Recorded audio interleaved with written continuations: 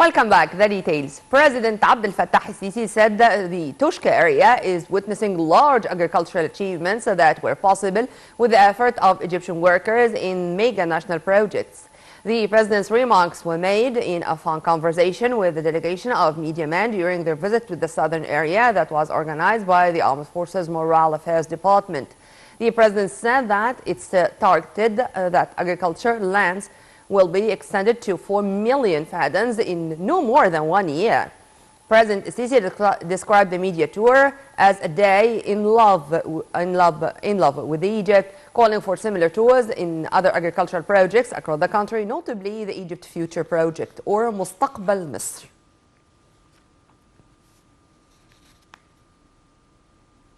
President Abdel Fattah al-Sisi held a meeting on Sunday with Prime Minister Dr. Mustafa Madbouli and Minister of Trade and Industry Ahmed Samir. Presidential spokesperson Councillor Ahmed Fahmy said the meeting followed up on the national strategy for industry development and the future vision to increase growth rates of the industrial sector, raise its share in the gross domestic product, and to enhance industrial exports in quality and quantity. The meeting also reviewed updates on efforts to establish integrated industrial complexes and zones and to support manufacturing industries, particularly in priority fields. President Sisi said efforts to advance the Egyptian industry should be enhanced, describing it as the main driver for comprehensive economic progress and a leading development process across all sectors. The head of state also added that industrial private sector should be enabled through removing obstacles that hinder its activity and creating suitable environment for its progress and providing incentives to industrial investments.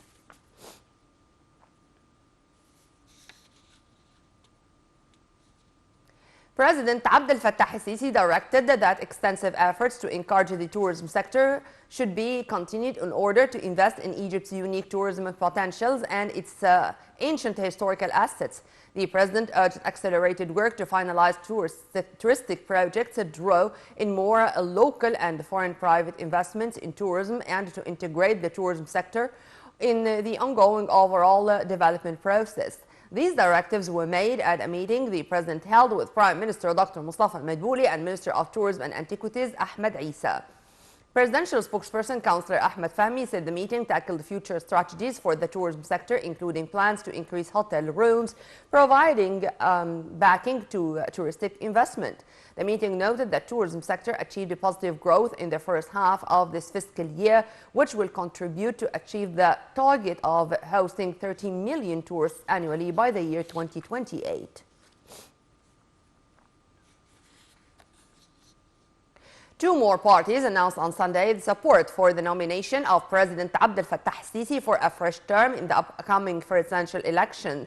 Both the Masr October Party and the Egyptian National Movement Party issued statements expressing support for President al-Sisi following similar announcements from other two parties. In its statement, Masr October Party, headed by Dr. Jihan Madih, said it supports President al-Sisi to continue with the path that started 10 years ago. It said achievements during the past decade urged backing President al-Sisi in the coming elections.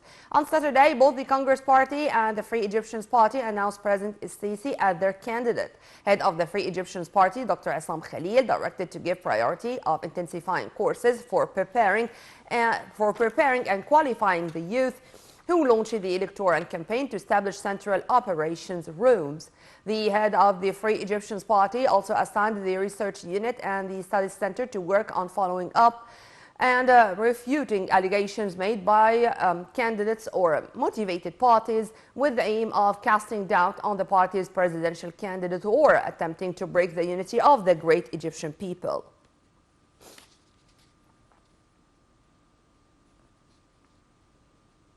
A new round of negotiations over Ethiopia's so-called Renaissance Dam was launched on Sunday in Cairo with the participation of delegations from Egypt, Sudan, and Ethiopia.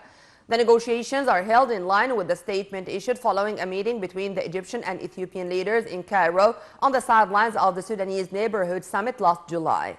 Minister of Irrigation Hani Suwailab asserted the necessity of reaching legal agreement on filling and operating the so-called Renaissance Dam in consideration of the interests of the three countries. He added that the resumption of filling and operating the dam without an agreement is a violation to the Declaration Principle Agreement that was signed back in 2015. He assured that Egypt is exerting its utmost effort for the negotiation process to succeed, confirming Cairo's belief in the existence of legal and technical solutions to preserve the interests of the three countries and reach the desired agreement.